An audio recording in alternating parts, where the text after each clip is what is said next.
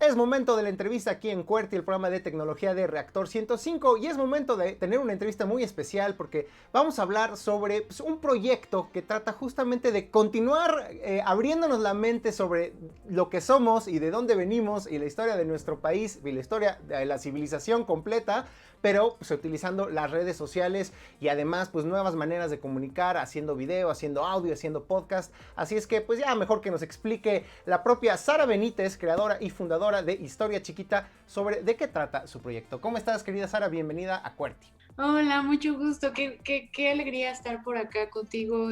Siempre me ha gustado mucho Rector y de verdad que es un honor estar nuevamente por acá. Sara, a ver, buena parte del pretexto de por qué queríamos conversar contigo es porque en los últimos días de repente volvió a importar la historia porque se metió con la política, se entremezcló, como siempre se ha entremezclado con la política, y de repente nos dimos cuenta que estábamos discutiendo, por un lado, si nos deben de regresar o no ciertos objetos, llamémosles históricos, de los tiempos prehispánicos, los países que se los quedaron y que están exhibidos en museos, y el presidente habló al respecto.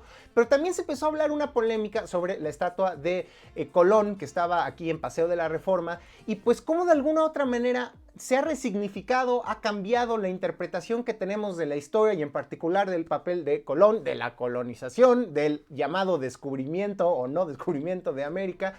Y pues como que nos cayó el 20 a algunos de que pues la historia no es algo estático y hay que hablar más de ella, ¿no? Un poco, ¿qué opinas primero de esta discusión que se ha dado en estos días y sobre todo, qué tanto crees que la gente sí efectivamente se va a dar cuenta de por qué es importante seguir hablando de historia aún después de la primaria? Pues primero, por la parte de justamente la estatua de Cristóbal Colón, antes de comenzar a decir mi opinión y todo esto, sí me gustaría un poco hablar de su contexto, porque la escultura fue elaborada por un escultor francés y llegó en barco en 1873 y se colocó en el Paseo de la Reforma, ¿no?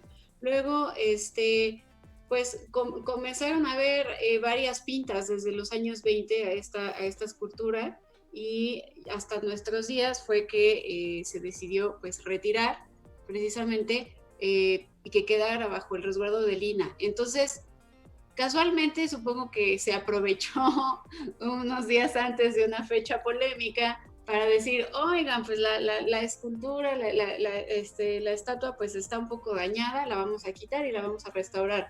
Entonces como que el timing fue, bueno, el tiempo fue perfecto para precisamente retirar la estatua. Ahora, existe obviamente esta postura de mucha gente que pues quiere sentir la historicidad de las cosas. Cuando uno habla de historicidad, se refiere justamente a esa esencia que tiene el objeto, ¿no? Nosotros podemos sentir historicidad con las fotografías de nuestros abuelos, con un dije que nos dio un novio, con un broche que nos regaló alguien. Todo puede tener historicidad, ¿no? Y creo que toda la parafernalia alrededor de la estatua de Colón tiene precisamente que ver con esto, con la historicidad, ¿no? Entonces como que la gente siente este vacío de decir, bueno, pero es que van a quitar esto, que no solamente es la representación de una persona que puede ser polémica en la historia, sino que es una escultura que es parte de otro tiempo, del siglo XIX. Bueno, pero justamente ayer platicaba con un querido amigo que es historiador de la Facultad de Filosofía y Letras, que se llama Israel Moctezuma, y me decía, bueno, pero no es nuevo que pasen estas cosas. Por ejemplo, el caballito de Sebastián llegó a precisamente sustituir el caballito de Tolsá, ¿no? Y el caballito de Tolsá, ¿a quién está representando? Bueno, pues es la estatua ecuestre de Carlos IV, ¿no?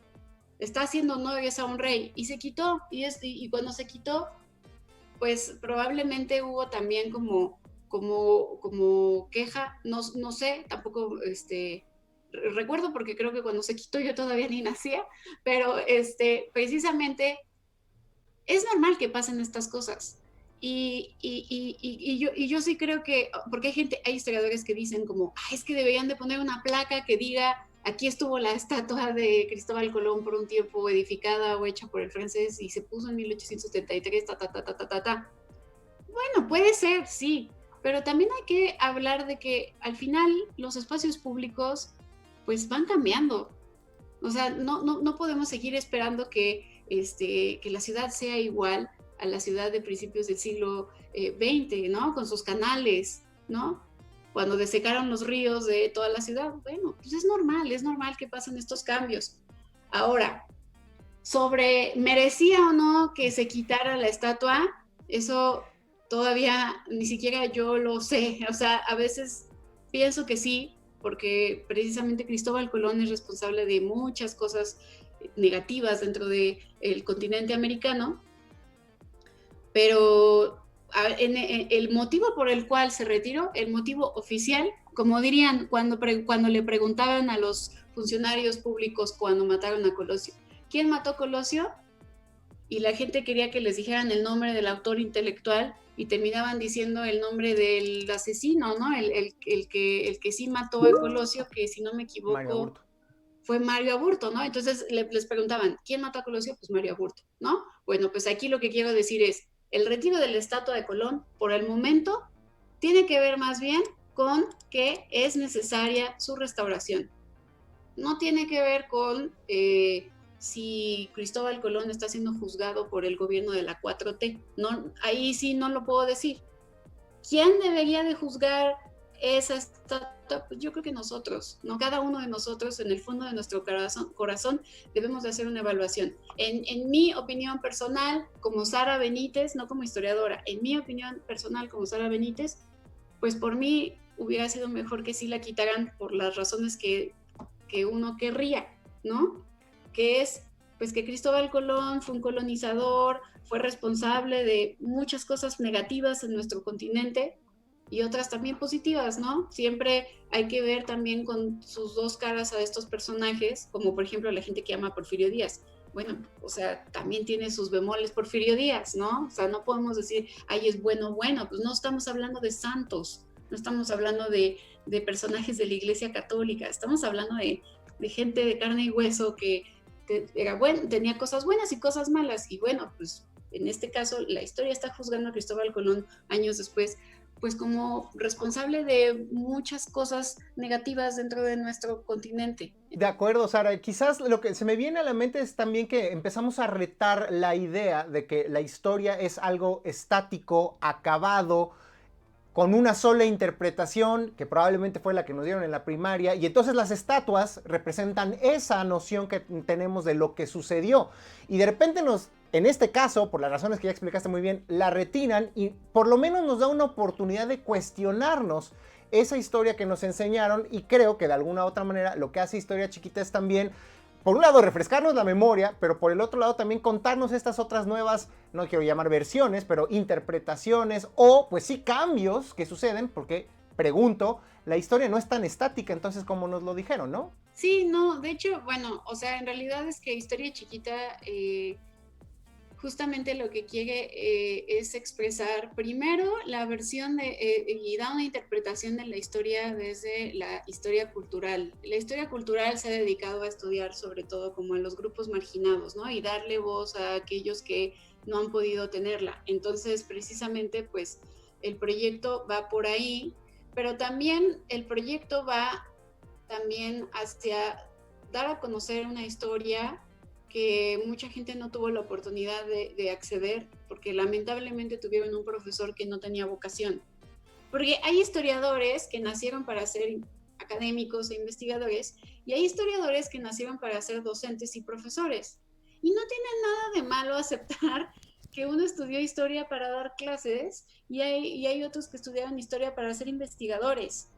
El problema es que pues lamentablemente a veces el campo laboral es un poco limitado y a veces pues los historiadores terminan dando clases cuando pues en realidad no es lo que más les encanta, ¿no? Pero pues también no nos quieren contratar en otros lados y a veces cuando nos contratan en otros lados les parece que tenemos opiniones hasta burdas, ¿no? Lo digo por experiencia propia, porque estuve en otros lugares trabajando antes de ser profesora y me pasó que como que pensaban que yo era un poco, pues como que me perdía en el hilo, ¿no? Pero Historia Chiquita justamente lo que quiere es contar historia para estas personas que han sido marginadas en la historia en general, pero también lo que quiero es poder narrar la historia para aquellos que pues siempre tuvieron esta onda de, pues es que a mí me gustaba la historia, pero me gustaba porque tenía una maestra que me contaba la historia como si fuera chisme, ¿no? O te dicen como, es que a mí nunca me gustó la historia, pero me empezó a gustar hasta que tuve un maestro que llegaba disfrazado y me hacía chistes, ¿no? Entonces, pues siento feo cuando alguien me dice, no me gusta la historia y no me gusta porque tengo que aprenderme cosas de memoria. No, no te tienes que aprender nada de memoria. O sea, ni yo me sé todas las fechas de memoria. No soy Wikipedia, ¿no? O sea, para eso sirven los libros, los cuadernos. Tenemos un celular que es una gran herramienta. Creo que es como la herramienta, como el astrolabio de la Edad Media, pues es nuestra herramienta al alcance del conocimiento. En un clic podemos encontrar la fecha. ¿Qué es lo que importa de la historia? Y seguramente todo el mundo lo escuchó alguna vez de un profesor de historia, el proceso, la narración. Porque al final la historia es eso, es una historia con H minúscula, es una historia chiquita, es una narración, es un cuento. Y quien no sepa narrar bien, pues tal vez no es tan buen historiador. No estoy diciendo que ya eres mal historiador, no, pero siento que tiene mucho que ver con eso. Y creo que pues una de las razones por las cuales nació Historia Chiquita precisamente es esa, poder hacer que la historia llegue a todos, porque además me pasa que cuando yo estaba en la carrera y estaba con profesores que quería mucho y que adoro, pero eran académicos, decían como, pues yo para qué voy a escribir libros y que me lean me lean mucha gente si no lo van a entender. Prefiero escribir un libro y que de ese libro me lean 5 personas, pero esas 5 personas me entiendan bien. No sé qué tan bueno sea eso, ¿sabes? O sea, pues al final es tu tiempo, tu trabajo, estás escribiendo un libro al que le estás dando todo tu cariño y todo tu amor para que solo te lean 5 personas. Creo que la historia no debería de ser solamente de ese círculo súper cerrado que se encierra a debatir y que después los demás quedan apartados. Creo que eso no debería de ser la divulgación de la historia. Pero entonces tú dirías que la historia bien contada puede ser tan popular como un youtuber que habla de chistes o que reseña videojuegos o una instagramer que se dedica a poner fotos de paisajes o de coches o de motos. ¿Sí me explico? O sea, ¿sí puede la divulgación de la historia ser tan atractiva para el público general como los contenidos que generalmente asociamos a las redes sociales contemporáneas? Sí, yo sí creo que sí. En realidad, pues yo he experimentado mucho en todas estas redes, en Instagram, en YouTube, hasta he hecho TikTok, y creo que sí, creo que para allá debería de ir la divulgación. No creo que sea como, o sea, como que únicamente una persona en medio de un salón platicando. Creo que justamente es ese canal de YouTube, ¿no? O sea, una gran historia contada y yo creo que es de mis canales favoritos, es Destripando la Historia. O sea, son canciones basadas en canciones populares y te están contando un relato mítico o te pueden estar contando algo que verdaderamente tiene que ver con historia. Por ejemplo, la historia de Anastasia, te la cuentan en 4 minutos, ¿no? Con una canción buenísima donde sale Rasputín, perdón, ¿no? Yo también me confundiría, ¿eh? Pero bueno, son igual de siniestros, pero sí, nos decías.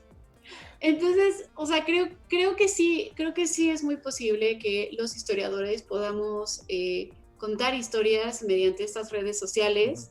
Hay cuentas increíbles en Instagram, en YouTube, no solamente lo que hacemos nosotros. Por ejemplo, hay una cuenta que yo así amo, me encanta porque se dedica a la divulgación del mundo prehispánico y yo la verdad es que soy muy mala en el mundo prehispánico, o sea, me cuesta mucho. Y hay una cuenta que se llama Eres Arte Prehispánico y hacen unas animaciones buenísimas con piezas prehispánicas, no solo de México, sino de Perú, del Amazonas, y puede estar la pieza bailando, y al final de que baila, no sé, con una canción de TikTok, como la de tan, tan, tan, así, al final te pone de dónde es la pieza, la contextualiza y te dice de dónde vino, ¿no? O buscan una pieza que tenga algo chistoso y le ponen un audio atrás que tenga que ver con el audio, ¿no? Entonces, yo sí creo que la historia sí puede estar en estas plataformas. Creo que, si las sabemos utilizar, además, como profesores, como docentes, los alumnos se van a encantar. Bueno, yo las he utilizado mucho con mis alumnos, hago muchos experimentos con ellos, pobrecitos, yo creo que a veces me odian, pero experimento mucho con ellos en el Instagram, por ejemplo, y quedan encantados, como que a veces les hago, en vez de que el repaso sea en clase, se los hago en Instagram. Entonces, no solamente la gente que me sigue, sino, o sea, no solamente mis alumnos, sino la gente que me sigue, pues hace también el repaso conmigo y de repente aprenden también del error, ¿no? Entonces, sí creo que la historia se puede narrar y puede llegar a otras plataformas como podcast, YouTube, Instagram, TikTok.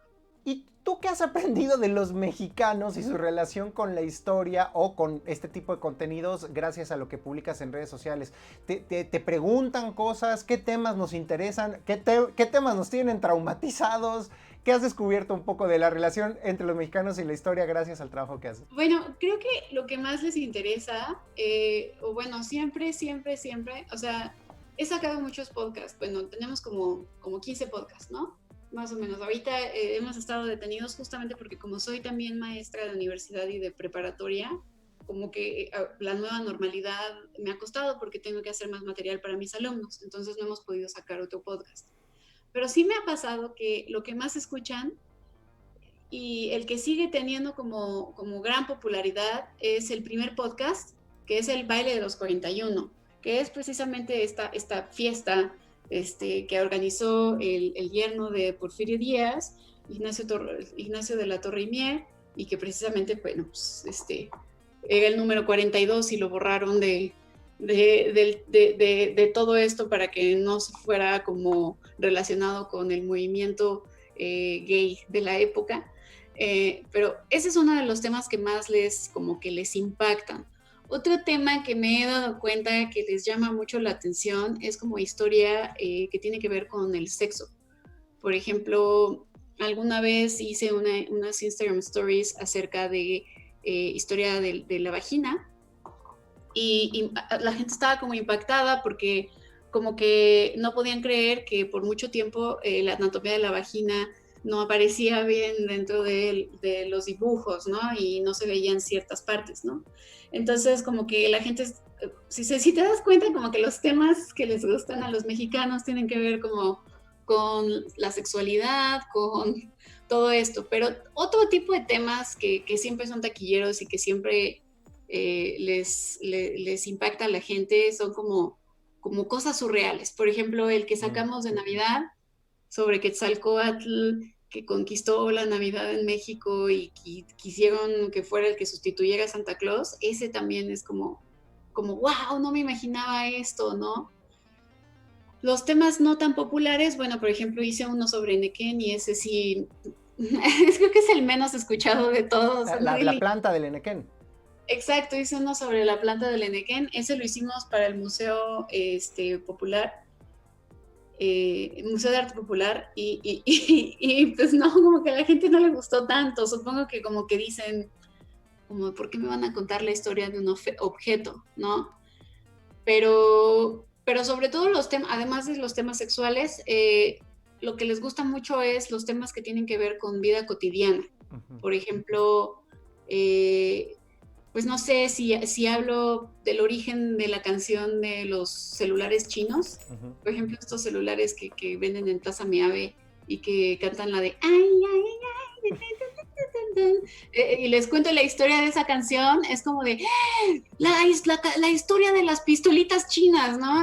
O sea, como que este tipo de cosas que tienen relación con la vida cotidiana o que tienen relación con algo que les recuerda al abuelo o a la mamá, es como de las cosas que más les llaman la atención. No, y me suena mucho cuando hemos tenido en este espacio a youtubers, a tiktokers y a otras personas que dedican a la generación de contenidos. La verdad es que creo que lo que nos estás dando son recomendaciones y tips bastante universales sobre el tipo de entretenimiento y de contenidos que a los mexicanos nos gusta descubrir. Y digo, más allá de, no es un tema de moralina o no, es cierto que a los mexicanos nos gusta lo que genera morbo, lo que genera curiosidad, lo que genera algo extraordinario o lo que nos conecta conecta con las emociones de nuestra casa, de nuestra familia, de nuestra historia familiar, de nuestro barrio, ¿no? Y creo que de alguna otra manera lo que nos estás diciendo es que también en cuestiones de historia, una manera de comunicar más eficazmente es utilizando esas mismas técnicas que pueden utilizar a lo mejor otros youtubers de otros temas.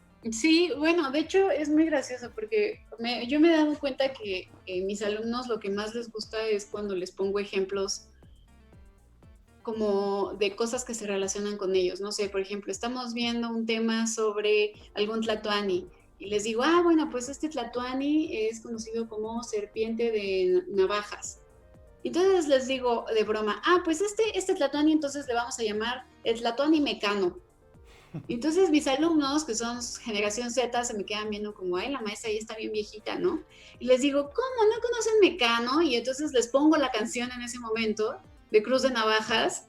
Y entonces como que les queda como la impresión de mi maestra es una señora y me pone una canción de señora, pero al final les queda el recuerdo, les queda ese recuerdo y entonces ya lo relacionan. Entonces cuando yo les pregunto el significado del nombre de este tlatoani y dicen, es el Mecano, maestra, y ya me lo dicen, ¿no? O por ejemplo, cuando les cuento que los mexicas le cortaron las orejas a los xochimilcas cuando el señorío de Azcapotzalco les pidió ayuda, les digo, es que les aplicaron la vangoguiña. Y todos así como, ¿pero qué es la vangoguiña? Y yo, pues, Van Gogh, que se cortó la oreja, bueno, pues les cortaron las orejas a los xochimilcas y se las llevaron a los de Azcapotzalco, y entonces se les queda, y entonces luego ya como que esto es más fácil y se van relacionando con otras cosas de la vida cotidiana. Por ejemplo, con mis alumnos también de Área 4, les cuento la historia de Gilgamesh. Y entonces les voy contando la historia del Gilgamesh y la relaciono con el periplo del héroe y les voy poniendo ejemplos de Shrek, porque pues tiene que ver, ¿no? Por ejemplo, cuando comienza Gilgamesh se enfrenta a Enkidu, ¿no? Y él no quiere Enkidu. Bueno, pues Shrek y burro tampoco se quieren, ¿no? Entonces estas relaciones son las que hacen que la gente diga, claro, o sea, esto que empezó hace miles de años se relaciona conmigo, y entonces dejan de pensar, pues la historia es obsoleta, ¿no? No, la historia tiene que ver con tu día a día, tal vez no lo ves, pero en cuanto te pones estos lentes, claro, lo ves. No, son buenísimos tips pedagógicos para la enseñanza. Oye, Sara, aunque no lo creas, ya se nos está acabando el tiempo, pero no puedo dejar de preguntarte, obviamente, tu relación y la relación de todo este proyecto de Historia Chiquita con la tecnología. Me imagino que al principio, pues, ha de haber sido, o no lo sé, retador el tema de cómo empezar a producir los podcasts, cuidando el audio, haciendo la edición. ¿Qué tipo de herramientas utilizas o cómo has, pues, un poco ido dominando la tecnología que hace posible que puedas estar haciendo todos estos contenidos? Sí, bueno, pues, o sea, en realidad la parte más complicada fue poder entender cómo hacer las cosas en Instagram.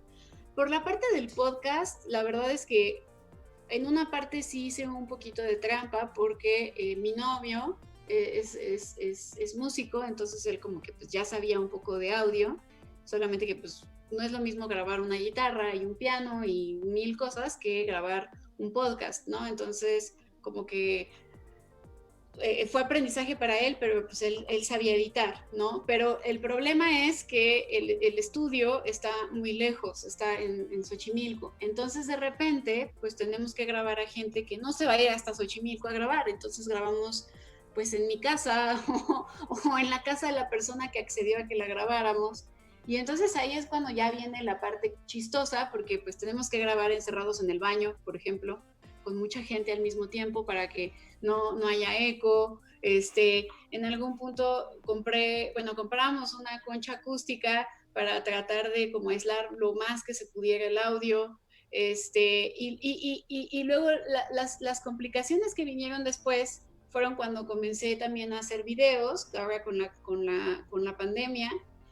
Y me acuerdo que yo veía el video y me chocaba porque decía, se ve horrible, me veo fea, porque yo decía, me veo fea, pero no fea, o sea, no en la parte superficial. Eso también puede ser, pero no. Hablo de que me veía como reventada, la imagen se veía reventada, entonces me frustraba, ¿no? Decía como se ve súper reventada la imagen, el sonido está horrible, porque pues obviamente no tenía un micrófono, porque yo me grababa. Entonces, pues fue de buscar así como referencias en YouTube de buenos micrófonos, buenos, bonitos y baratos, ¿no? o de cómo iluminar mejor para que se vea menos reventada la imagen. Ese tipo de cosas fueron parte también del aprendizaje. Y otra cosa fue que en un principio yo la verdad es que era una analfabeta de toda la parte de informática. O sea, yo las primeras stories de Historia Chiquita en Instagram son horribles. Grababa con mi celular la pantalla de la computadora hasta que una persona muy amablemente me dijo, oye, ¿sabías que puedes grabar tu pantalla, o sea, la pantalla del iPhone? Y yo, wow, y entonces comencé como a grabar la pantalla para videos que luego quería usar para las historias. Y luego alguien me dijo, oye, ¿por qué no bajas Final Cut bueno, no Final Cut, un editor que no fuera, que fuera libre, ¿no? Y pues así de buscar en tutoriales en YouTube cómo editar, cómo ponerle el audio, cómo, por ejemplo, que la entrada no sonara súper rápido el audio de la música, todas estas cosas que uno va aprendiendo y de repente pues uno sigue aprendiendo, ¿no? O sea, por ejemplo, yo no sabía que puedes copiar y pegar una imagen desde tu celular en una Instagram Story, ¿no? Eso lo aprendí por una cosa en TikTok, ¿no? O sea, porque lo vi en TikTok. Entonces, todo el tiempo es como estar aprendiendo y al principio me daba mucho miedo, pero pues ya, o sea, como que ya llegué al punto en el que ahora ya me emociono. O sea, como que digo, hay algo nuevo, ¿no? Y hasta mis alumnos luego me ayudan, me dicen, Miss, ¿puede hacer esto? Maestra, ¿puede hacer esto? Y ya como que lo veo y digo, ah, claro. Pero sí, más o menos, pues así ha sido un aprendizaje, altas y bajas, el sitio web, todo, todo, todo. No, yo creo que esa es la conclusión y la moraleja. Creo que por algo se empieza y todos, absolutamente todos, no importa lo que hayamos estudiado o dónde trabajemos, siempre que nos acercamos a la creación de contenidos, pues vamos a batallar al principio. Pero si uno se pone a ver los primeros videos de YouTube de los YouTubers que ahorita que tienen 1 millón o 10 millones o hasta más millones de seguidores, nos vamos a dar cuenta que todos empezaron con producciones muy precarias, pero poco a poco fueron mejorando. Sara, se nos acabó el tiempo, pero obviamente dinos dónde pueden escucharte, leerte y ver tus contenidos, toda la gente que escucha Reactor 105, ¿dónde te pueden encontrar? Ah, claro, bueno, pues pueden seguirnos en Twitter como Historia Chiqui, en Instagram como Historia Chiquita y en Facebook nos pueden seguir como Historia Chiquita Oficial y pueden escuchar el podcast en todas las plataformas, Spotify, Apple Podcast, Comcast, iVoox, y es todo gratis porque nosotros creemos que el conocimiento debe de ser libre, así que no cuesta nada. Buenísimo, Sara. En verdad, muchas gracias por la entrevista y felicidades por tu proyecto. Enhorabuena, que sigan los éxitos, que sigan creciendo y acá estamos para ayudar en la medida de lo que sea posible. Muchas gracias a ti. Hey, antes de que te vayas, yo soy Diego Mendiburu y te recuerdo que puedes darle like a este video si te gustó o mejor aún, suscríbete al canal para que te llegue una notificación cada vez que tengamos nuevo contenido. Recuerda que generalmente los lunes subimos las noticias, los miércoles tenemos la entrevista con el invitado y el jueves tenemos las recomendaciones. Suscríbete a nuestro canal y dale like a nuestros videos.